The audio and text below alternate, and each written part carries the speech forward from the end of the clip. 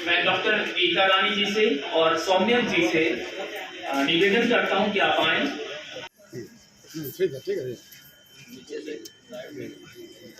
Doctor Gita रानी जी, सौम्या जी सम्मानित करते हुए श्री नितिन उपाध्याय जी, राष्ट्रीय संयोजक, हिंदू राष्ट्र निर्माण। तालियों के साथ, तालियों की गड़गड़ाहट के साथ थोड़ा सा प्रांगण गूंजना चाहिए। बात हिंदुत्व की है, बात हिंदू बनने की है, हिंदू की रक्षा करने के लिए, सनातन धर्म की है।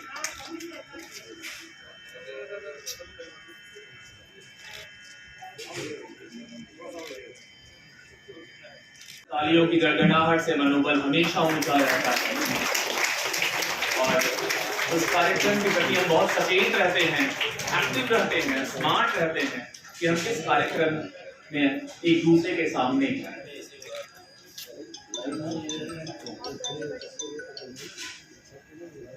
मैं इधर देखिएगा भैया।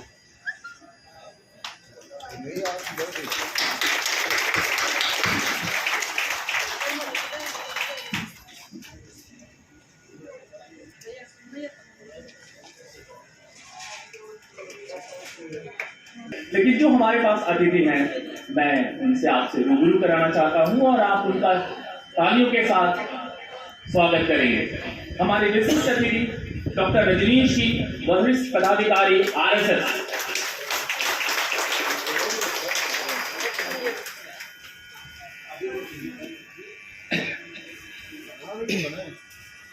आप आए।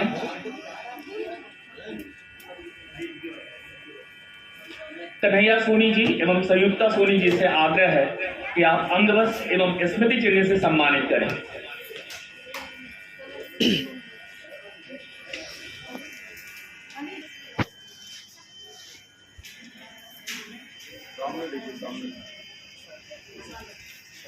बोलिए बात।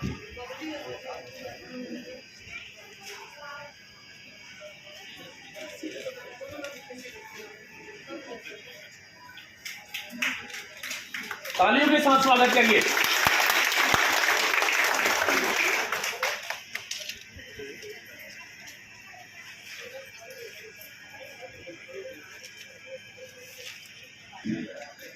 मैं गोविंद सोनी एवं सुषमा सोनी को सचिदानंद सिंह जी को जिलाध्यक्ष विश्व हिंदू परिषद महासंघ को सम्मानित कर आशीर्वाद प्राप्त करें।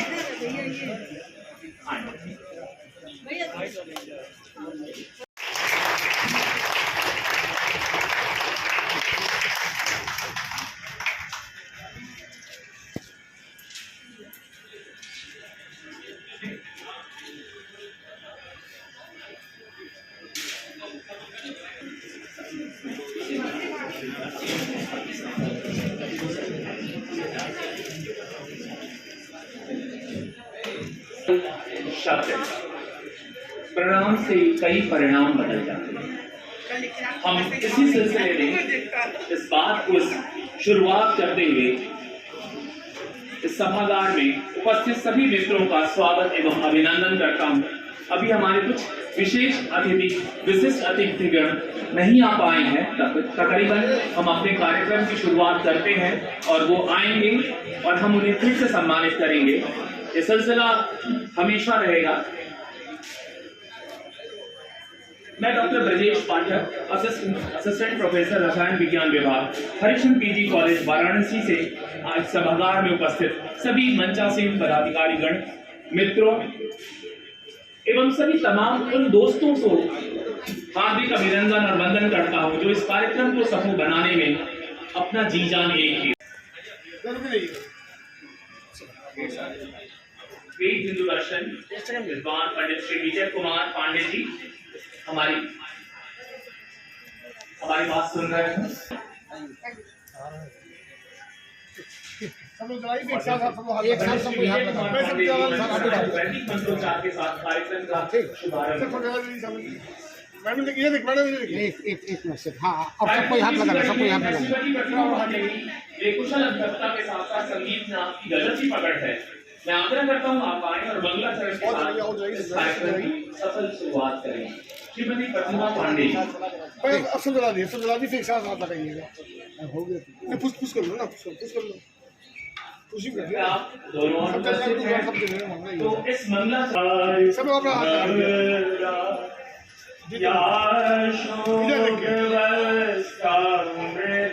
इधर देख के भैया या वीणा वरदंड मंजित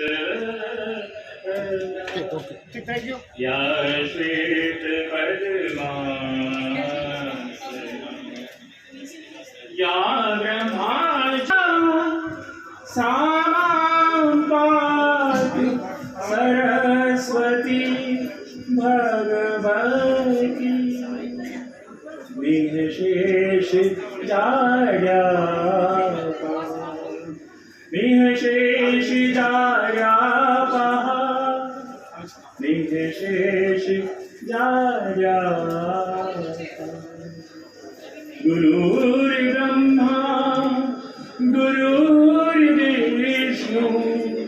गुरुर्देवो महेश्वर गुरुर्साक्षात् परब्रह्म तस्मै श्री गुरुवे नमः तस्मै श्री गुरुवे नमः तस्मै श्री गुरुवे इन शब्दों के साथ दीप प्रज्वलन की प्रक्रिया कि उस परंपरा के नाम पर एक धर्म बनाना कितना उचित और अनुचित है, इस बात पर हम सब जरूर ध्यान आकृष्ट करेंगे। इसके लिए कबीर ने बहुत पहले ही कहा था, कबीर तेरी झोपड़ी गल कट्टों के पास, कबीर तेरी झोपड़ी गल कट्टों के पास, जो करेगा सो भरेगा, तू क्यों हो उदास।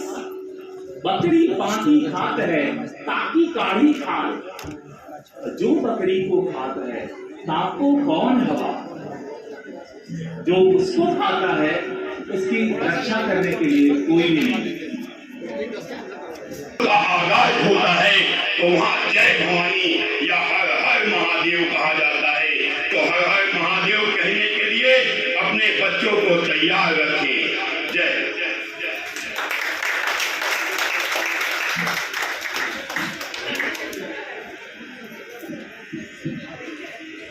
पत्ते मौसम हमेशा पुरुष जो है ना से ज्यादा नारी शक्तिशाली है, माँ है, शक्ति है।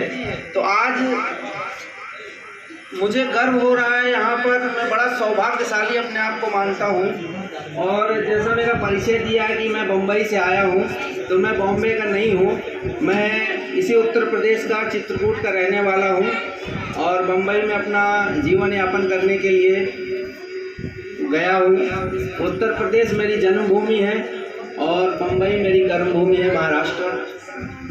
और हिंदू राष्ट्र का सपना, हिंदू राष्ट्र, जब मैं हिंदू महासभा में नहीं जुड़ा था, 1 जनवरी सन 2022 को द्वारिकाधीश के दर्शन करने गया और वहाँ से मैंने हिंदू राष्ट्र बनाने का एक संकल्प लिया और अकेला चला था। 1 जनवरी को 5-6 अप्रैल के बीच हिंदू महासभा के राष्ट्रीय अध्यक्ष मिले और उन्होंने मुझे इस कार्यक्रम का राष्ट्रीय संयोजक बनाया, एक पद दिया, एक इज्जत दी, सम्मान दिया। मैं सभी हिंदू महासभा के कार्यकर्ताओं का, पदाधिकारियों का अभिनंदन करता हूँ।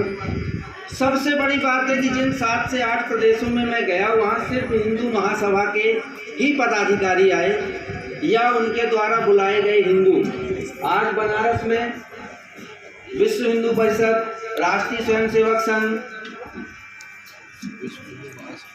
विश्व हिंदू महासभा और भी बहुत सारे संगठन, विश्व हिंदू परिषद, इंटरनेशनल वेदांता से माता जी, हिंदू इकोसिस्टम, विश्व हिंदू महासंघ, मतलब जो एक हमारा संकल्प है कि सभी हिंदुओं को इकट्ठा करना, सभी हिंदुओं को एक साथ लाना, सभी हिंदू संगठनों को एक ही मंच पर खड़ा करना, वो इस काशी विश्वनाथ की नगरी में पहली बार संभव हुआ है कि 5 से 7 संगठन एक साथ एक मंच पर है।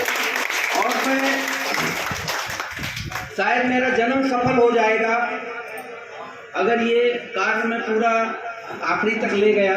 आज 5-6 संगठन हैं, आगे चलकर और भी आएंगे, क्योंकि हमारे यहाँ एक को देख के ही दूसरा चलता है। तो ये हस्ताक्षर अभियान 13 अप्रैल से शुरू किया था। इसके बारे में थोड़ी जानकारी दूँ कि इसमें आपको कुछ अलग से नहीं करना है, कोई लड़ाई नहीं लड़नी है, कोई बलिदान देने की ज़रूरत नहीं है।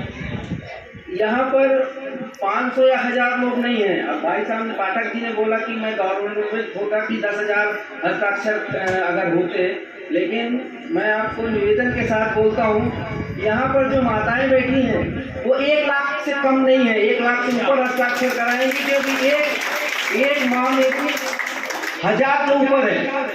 तो आप ये समझिए कि ये जो 100-150 लोग हैं, 100-150 नहीं, ये 1 लाख से 1.5 लाख लोग हमारे साथ बैठे हैं। और आपको इसका रिजल्ट मिलेगा। उत्तर प्रदेश तो सबसे ज़्यादा आबादी की जनसंख्या है, यहाँ पर 18 करोड़ हिंदू रहते हैं, और मेरा तो 10 करोड़ का लक्ष्य है।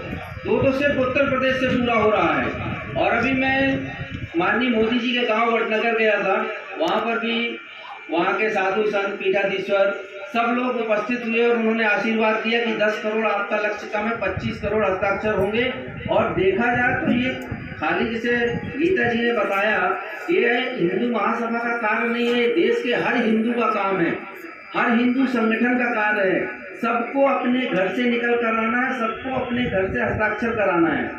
आज जो देश की परिस्थिति है, हिंदुओं को मारा जा रहा है। क्यों मारा जा रहा है? उसका एक कारण है, हम दो हमारे दो, हम इसी में लगे हैं। मैं खुश रहूं, अच्छा खाऊं, मेरे 2 बच्चे हैं, अच्छे स्कूल में इंग्लिश मीडियम में पढ़ें, अच्छे ट्यूशन करें, IAS IPS बने। बाजू में क्या होता है हमको कोई मतलब नहीं। बाजू वाले को मार दिया कन्हैया लाल को, उससे मतलब नहीं है, क्योंकि वो कन्हैया लाल कौन सी मेरी जात का है, कौन सा मेरा अरे पड़ोसी है ना, वो देख लेगा। जब तक मेरे घर में आग नहीं लगेगी, जब तक हम आगे नहीं बढ़ते। और मेरा आप लोगों से निवेदन है कि अगर हम दो और हमारे 2 में लगे रहेंगे, अपने देश के लिए, अपने धर्म के लिए नहीं करेंगे, तो एक दिन ऐसा आएगा ना धर्म बचेगा ना धन बचेगा। धन तो हम कभी भी कमा लेंगे, लेकिन जब हमारा धर्म ही नहीं बचेगा।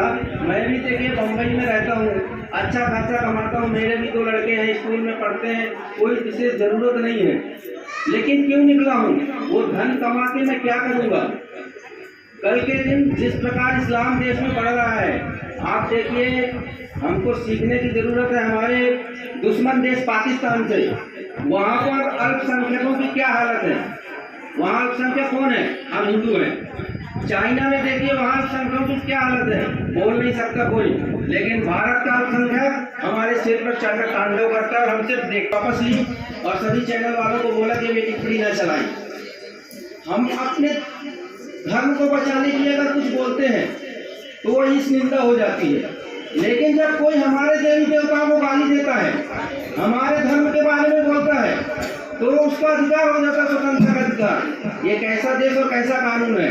और हम जो हिंदू महासभा या हस्ताक्षर अभियान के माध्यम से जो चाहते हैं कि एक देश एक कानून, जो कानून हिंदुओं के लिए है, अगर हिंदुओं के मंदिरों पर सरकार का स्वामित्व है तो मस्जिदों पर भी सरकार का स्वामित्व होना चाहिए। अगर मस्जिदों के मौलानाओं को हिंदुओं की दी हुई इनकम टैक्स से पगार मिलती है, तो हिंदू मंदिर में हर पुजारी को भी तनख्वाह मिलनी चाहिए। जिस प्रकार हिंदुओं के बच्चे स्कूल में जाते हैं, चाहे प्राइवेट में जाएं या सरकारी में जाएं, उसी प्रकार मुसलमानों के बच्चे भी उसी स्कूल में पढ़े, मदरसे बंद होना चाहिए। आलस्य न करें। और ऐसी ही कुछ मुहिम को शुरुआत करने की दिशा में मैं अपने मुख्य अतिथि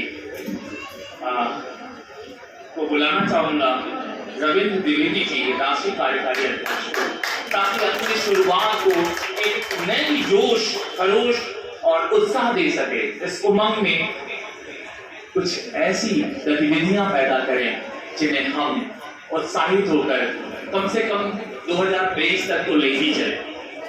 मैं अपनी बात का आरंभ गत कुछ दिनों में सोशल मीडिया पे वायरल 2 समाचार से करना चाहूंगा। पहला समाचार, देश के एक कोने के विद्यालय में मुस्लिमों की संख्या 75% हो जाती है, तो वहां प्रार्थना का स्वरूप इस्लाम के अनुरूप बदल दिया जाता है। दूसरा, झारखंड के 100 विद्यालयों में बिना सरकार की अनुमति के रविवार का अवकाश समाप्त करके शुक्रवार का अवकाश आरंभ कर दिया जाता है। छोटी सी वानगी है ये उन लोगों के लिए जो कहते हैं हिंदू राष्ट्र क्यों, हिंदू राष्ट्र क्यों। 13 अप्रैल 2022 स्थान जंतर मंतर नई दिल्ली,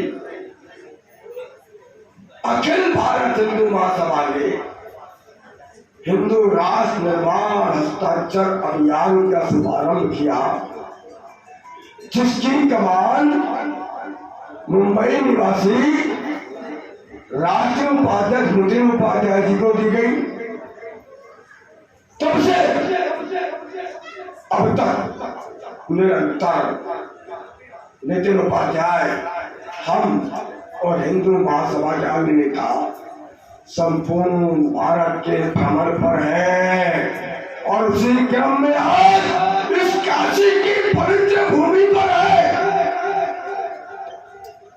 और सदैव पत्रकार प्रश्न करते हैं हिंदू राष्ट्र क्यों, मुसलमानों का क्या होगा। प्रश्न अच्छा है, हर पत्रकार का प्रश्न अच्छा है, पर क्या कभी उन पत्रकारों ने यह सवाल पूछा रविवार का अवकाश समाप्त करके शुक्रवार का अवकाश किस शासनादेश में लागू किया गया। क्या ये भारत के इस्लामीकरण का एक नमूना नहीं।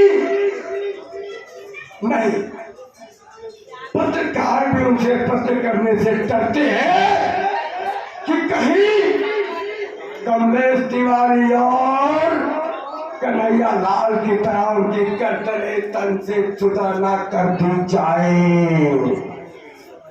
पत्रकारों के प्रश्न भी केवल हिंदुत्व की बात करने वालों से होते हैं, क्योंकि उनको मसाला मिलता है, उनका चैनल चलता है। 90 का दशक मैं बालक था, मैंने कश्मीर में जिहादियों के द्वारा हिंदुओं के नरसंहार को समाचार पत्रों के माध्यम से देखा है, पढ़ा है। जरा सोचिए, अभी तो झारखंड के 100 स्कूलों में बिना सरकारी घोषणा के शुक्रवार की छुट्टी घोषित हो गई, मतलब बिना सरकार के आदेश की आवश्यकता भी नहीं है। इतना मनोबल बढ़ गया, इतना शरिया के कानून के प्रति इनका लगाव हो गया। सन 1947 में जब पाकिस्तान का निर्माण हुआ तो नारा हवा में उछाला गया था, हंस के लिया है पाकिस्तान, लड़के लेंगे हिंदुस्तान। और तब से निरंतर धर्मनिरपेक्षता के नाम पर हिंदुओं का उत्पीड़न और इस्लाम को मानने वालों को पुरस्कृत करने का एक अघोषित अभियान और भारत को भी इस्लामिक राष्ट्र घोषित करवाने का पर्दे के पीछे से इनका आंदोलन चलता रहा है। उसी दौर में वीर सावरकर जी ने कहा था कि भारत हिंदू राष्ट्र घोषित होना चाहिए क्योंकि पाकिस्तान इस्लामिक राष्ट्र बन चुका है। लेकिन हमारे उस दौर के सियासी नेताओं ने वीर सावरकर की उन बातों का मजाक उड़ाया, जिसका परिणाम झारखंड से आरंभ हो चुका है शुक्रवार का उपहास।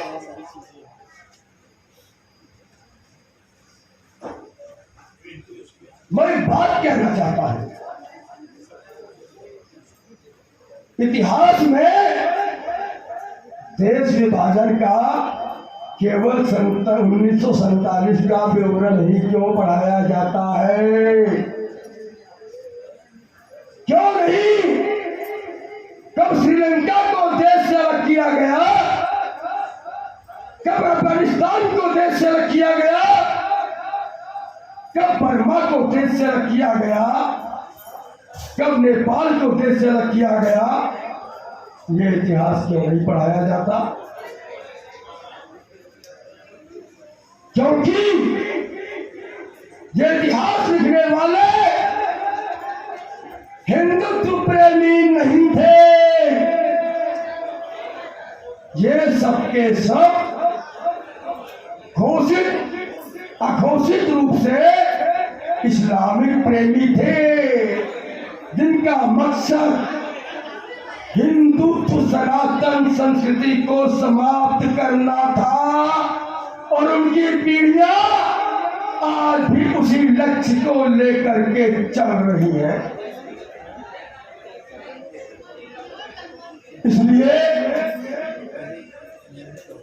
झारखंड के 100 स्कूलों की बानगी शुक्रवार को अवकाश बिना सरकारी आदेश के कहीं और लागू न हो। हिंदू महासभा ने भारत को हिंदू राष्ट्र बनाने का अपना संकल्प पूरा करने का एक बीड़ा उठाया। मैंने अभी बताया 13 अप्रैल 2022 जंतर मंतर से, और 13 अप्रैल 2023 नई दिल्ली का रामलीला मैदान लाखों हिंदुओं की उपस्थिति में 10 करोड़ हस्ताक्षर एकत्र करके वही मंच पर प्रधानमंत्री नरेंद्र मोदी को ज्ञापन दिया जाएगा और उनसे मांग की जाएगी कि आप संसद में विधेयक ला करके भारत को हिंदू राष्ट्र घोषित करें।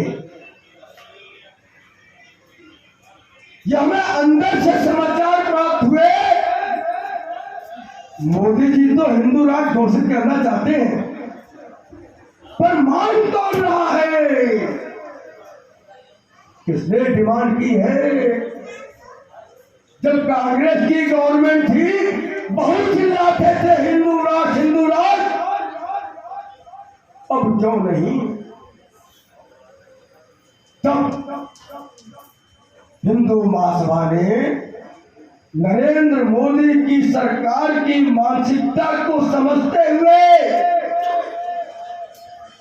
और फिर से किसी कमलेश तिवारी या कन्हैया लाल की गर्दन न काटी जाए, उसको सुनिश्चित करते हुए भारत को हिंदू राष्ट्र बनाने का एक अभियान आरंभ किया, जिसमें वाराणसी में कमान हिंदू महिला सभा की राष्ट्रीय अध्यक्ष डॉक्टर गीता रानी और उत्तर प्रदेश संयोजक धर्मेंद्र पांडे जी को सौंपी गई। आज से काशी की पुण्य भूमि से संपूर्ण उत्तर प्रदेश में हस्ताक्षर अभियान का शुभारंभ हो गया है और हमें पूर्ण विश्वास है कि कम से कम 2 से 5 करोड़ हस्ताक्षर हमें उत्तर प्रदेश की भूमि से हिंदू नागरिकों से प्राप्त होंगे।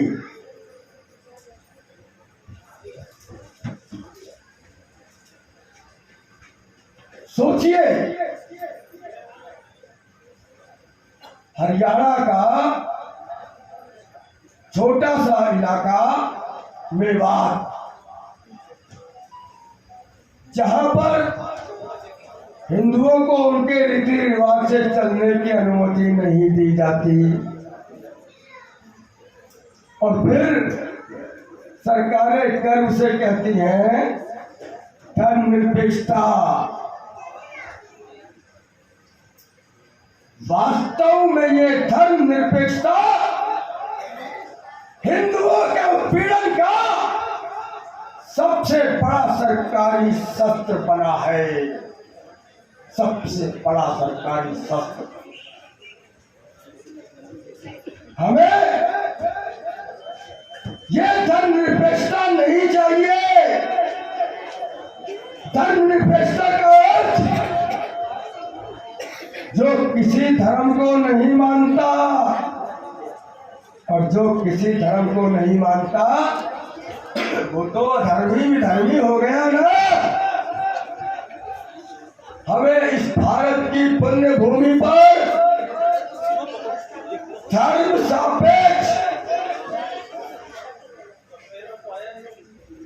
सापेक्ष वैदिक शासन प्रणाली की आवश्यकता है। मुगलों ने जब भारत पर आक्रमण किया, हमारा राष्ट्रीय ध्वज भगवा था। अंग्रेजों ने जब भारत पर आक्रमण किया, हमारा राष्ट्रीय ध्वज भगवा था।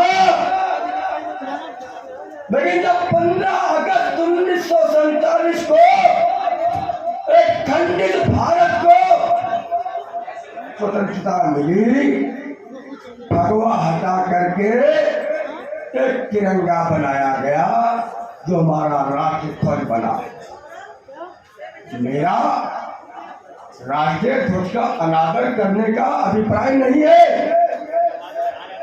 मैं उस राष्ट्रीय तिरंगा ध्वज के लिए अपने प्राण समर्पित करने को तत्पर हूं, किंतु अखिल भारत हिंदू महासभा का स्वप्न है जब ये भारत हिंदू राष्ट्र के रूप में स्थापित होगा तो फिर से वही भगवा ध्वज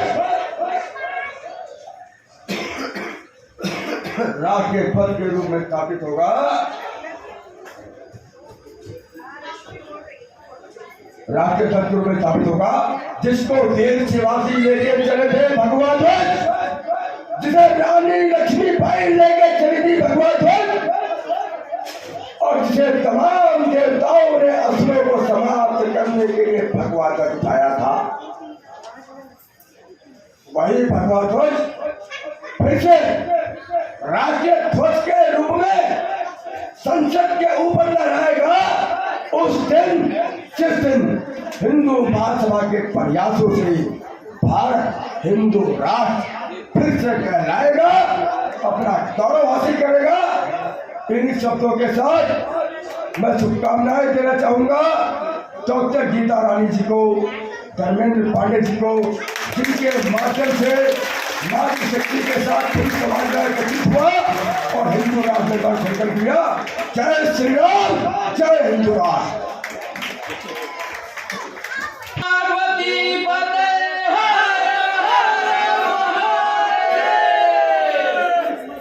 मंच पे विराजमान हमारे आज के अतिथि महोदय और यहाँ पर बैठे सभी भाइयों एवं बहनों, मैं ज्यादा कुछ न बोलते हुए गुरुजी लोगों ने तो बहुत कुछ आप लोगों को बताया, तो अपने कवित्व के माध्यम से आप लोगों को कहूंगा, जैसा कि आदरणीय गुरुजी ने कहा तो मैं कह रहा हूँ। भारत पे हिंदुओं की कमान इस प्रकार की है और ऋषियों के यज्ञों की ज्वाला बदला लेने को भड़की है। हाँ हाँ, प्रतिघात आज होगा इंद्रासन वाले पापों का, सूर्यमंडल के, मुनिमंडल के, गोमंडल के संतापों का। आज अपने प्रतिहिंसों की पीड़ा दिल खोल मिटाएगी पृथ्वी, इन देशद्रोहियों के ताजा खून से दिल खोल नहाएगी पृथ्वी। जैसा कि दीदी ने कहा, उनके लिए कविता कहना चाहता हूँ। अतल बितल तल तलातल, अतल बितल तल तलातल, रसातल को धूल में मिलाऊं और आशीर्वाद जो पाऊं, भारत को हिंदू राष्ट्र बनाऊं। यदि भारत को हिंदू राष्ट्र न बनाऊं तो हिंदू योद्धा न कहलाऊं। और ज्यादा न कहते हुए भारत माता की उद्घोष के साथ अपनी वाणी को विराम देता हूँ। एक ही नारा, एक ही नाम, जय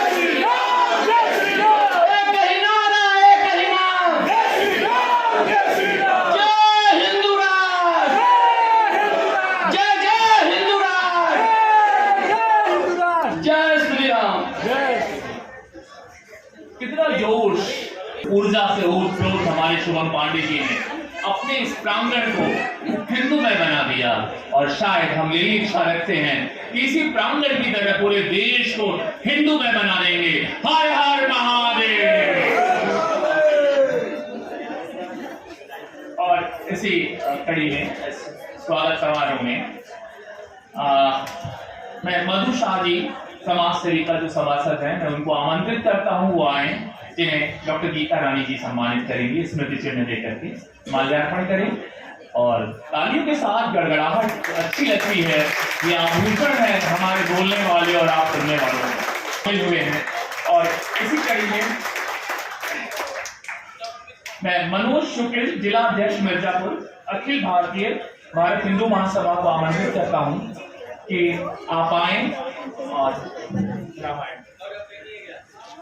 और नितिन जी से आग्रह है कि आप इन्हें सम्मानित करें और रामायण लेकर के सम्मानित करें, जो हमारा आधार है, हमारे जीने सनातन धर्म के। आप उन्हें सम्मानित कर इस प्रांगण की श्रीवृद्धि करें।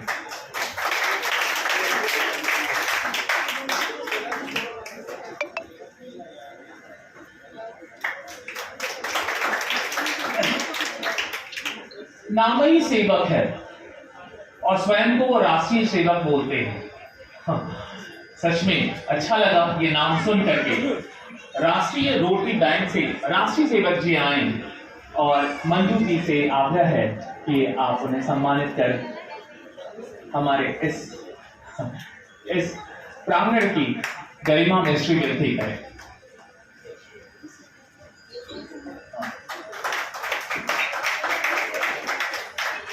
नाम राष्ट्रीय सेवक जी।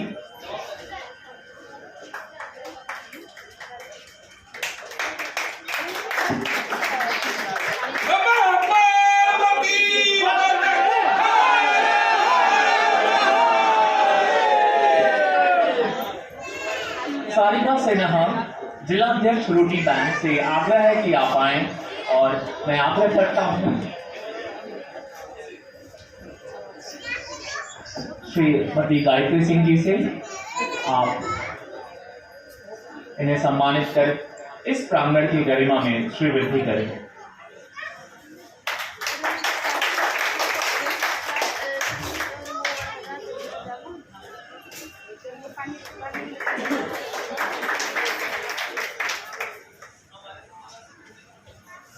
इच्छाएं पूरी नहीं होती तो क्रोध बढ़ता है, इच्छाएं पूरी होती हैं तो लोभ बढ़ता है।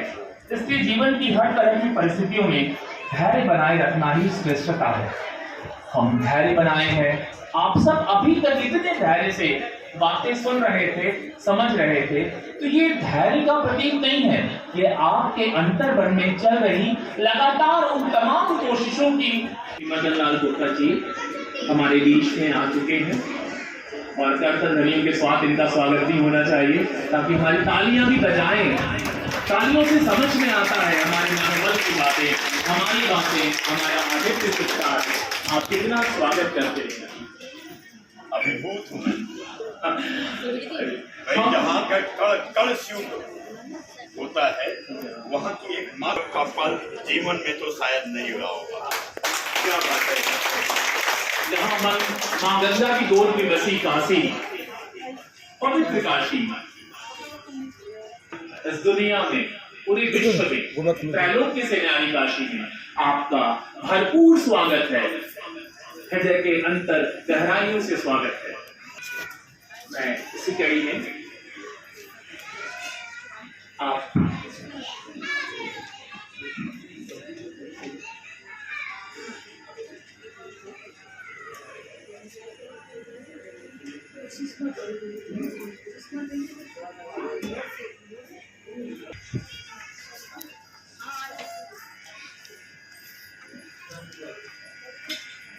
अपने आप में अद्भुत है। और ये नारी शक्ति, जैसे नितिन भाई साहब ने कहा कि नारी शक्ति एक माता कम से कम 1.5 लाख सदस्यों के बराबर है। इसका एक बार जोरदार तालियां अगर मातृशक्ति हमारे साथ होती है तो उस हस्ताक्षर में दिनों दिन और रात चौगुना बढ़ोतरी होगी, वृद्धि होगी।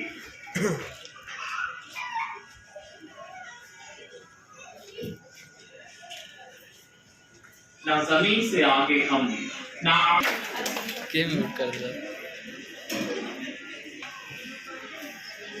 मैं शुभम पांडे और डॉक्टर गीता रानी महिला अध्यक्ष बनारस से आग्रह करता हूं कि धर्म बाबा जी को आप स्वागत करें, हमको वस्त्र पहनाएं और आपने जिस ताकि हम सबको आशीर्वाद मिल सके। बड़े हर्ष का विषय है, आप बनारस में हैं, हमारे इस कार्यक्रम में हैं और इस कार्यक्रम के लिए कितने कटिबद्ध हैं। विलंब ही सही लेकिन दिल और दिमाग दुरुस्त है, इस कार्यक्रम के प्रति बहुत ही सचेत है। और इस हस्ताक्षर अभियान महोत्सव में हम आपका तहे दिल से स्वागत करते हैं, वंदन अभिनंदन करते हैं।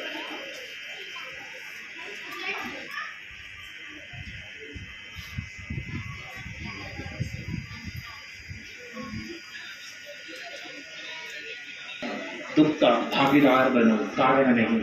इन शब्दों के साथ, इतने व्यवस्थाओं के साथ, अपनी आत्मीयता के साथ, मानसिक दृष्टिकोण से हम सक्षमता के साथ, आदर के साथ, बहुत ही आदर के साथ भाव विवल हैं उनके आने से। और मैं आपको आमंत्रित करता हूँ श्री मदन लाल गुप्ता जी आए और अपने आशीर्वचनों से काशीवासियों को हम सब पूरा आशीर्वाद प्रदान करें और हमारे स्वागत के बारे में भी बताएं। हर हर महादेव। काशी से मेरी एक उलाहना है। भगवान से जैसे उलाहना किया जाता है ना, तो काशी से मेरी एक उलाहना है। हे मातृभूमि, कौन से मेरे दुष्कर्म थे जिस कारण तूने अपनी गोद से मुझे त्याग दिया। मैं काशी के भूमि में ही पैदा हुआ, खालिपा गुदौलिया में, लेकिन ना जाने मेरे कौन से दुष्कर्म थे कि मुझे इस काशी की गोद से दूर दिल्ली में बसा दिया। आज अभिभूत हूं मैं आपके सामने अपने आप को पा करके। धन्य है मेरी काशी, धन्य है मेरी माँ बहनें जिन्होंने आज अपने सामने मुझे बोलने का अवसर दिया।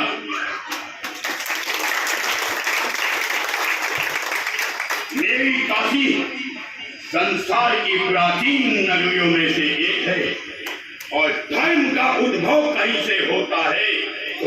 काशी ही है। कहते हैं ना, कण कण शिव का काशी है। तो जो यहाँ आता है वह जीवन मोक्ष की चक्र बंधन से मुक्त हो जाता है। तो हे भारती के उद्गम स्थल, धर्म के उद्गम स्थल, तुझसे एक ही वंदना करता हूँ कि मौत आए तो तेरी गोद में आए, तेरी गोद में आए। आने वाला कल तलवारों से लिखी जाएगी हमारी गाथा। हमने उस गाथा को लिखते हुए कश्मीर में देखा है, हमने उस गाथा को लिखते हुए बंगाल में देख रहे हैं। आज नहीं तो कल इस देश में गृह युद्ध होने वाला है और मोदी जी का एक विजन है और हिंदू महासभा का असली विजन है, जो सावरकर जी ने कहा था, सशस्त्रवान बनो। तो आज एक क्या नाम है उसका भी किसी भी हिंदू के घर में एक छोटी सी चाकू भी नहीं मिलेगा और जिस दिन गृह युद्ध होगा हम काट दिए जाएंगे। तो इसके लिए दूरदृष्टा कहते हैं ना, यदा यदा ही धर्मस्य ग्लानि भवति भारते अभ्युत्थानम् अधर्मस्य तदात्मनां सृजाम्यहम्। हम जब धर्म की हानि होगी, धर्म विपदा में आएगा तो मैं आऊंगा। आज योगी मोदी उसी के अभिरूप है। आज हम खतरे में हैं, इस्लाम नहीं। हम कहते हैं हिंदू धर्म कभी खत्म नहीं होता। अरे हमने देखा है अफगानिस्तान से खत्म होता, हमने देखा है पाकिस्तान से खत्म होता, हमने देखा है बांग्लादेश से खत्म होता। हमारे देश के 21 टुकड़े हमारे हाथ से निकल गए। जब जिहादी मानसिकता 35% की वोट संख्या पे पहुंचती है तो मेरे माता का एक टुकड़ा कलेजा काट के निकाल के ले जाती है। आज वह पुनः 35% के संख्या के बल पे आ गए हैं और तलवारें फिर हमारी गाथा लिखने को व्याकुल हैं। इस परिदृश्य में योगी जी, मोदी जी एक क्रांति का बिगुल बजाते हैं और अग्निपथ योजना लाते हैं। क्यों? क्योंकि आज हमें अपने हर बच्चे को उकसाना है, वहां पहुंचाना है और 3 साल की 4 साल की फौजी ट्रेनिंग दिलवाना है। क्योंकि हमें तो चप्पू रखने में भी डर लगता है, लेकिन जिस दिन मेरा बेटा फौजी बन जाएगा, अपने जवानी आने से पहले 24 साल की उम्र, 23 साल की उम्र, 22 साल की उम्र जब कमाने का समय आता है, वो फौजी ट्रेनिंग लेकर के, फौजी हथियार का लाइसेंस लेकर के अपना रोजगार करेगा, अपना धंधा करेगा, उसके घर अपने आप को सुरक्षित समझेंगे। जब दीवार पे एक तलवार या एक बंदूक टंगी होती है तो डकैत घर में घुसने का षड्यंत्र नहीं करता।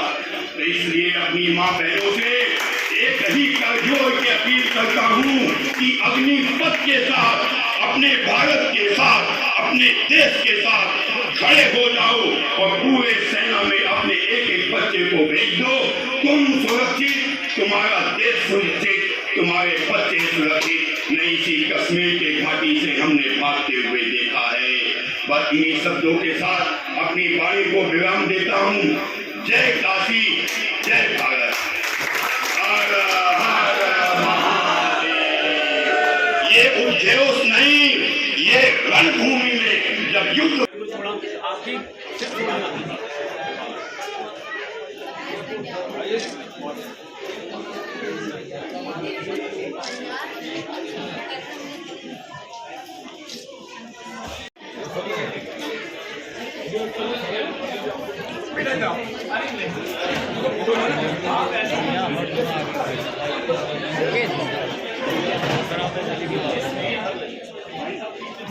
किसके फोन में खींच रहे हो?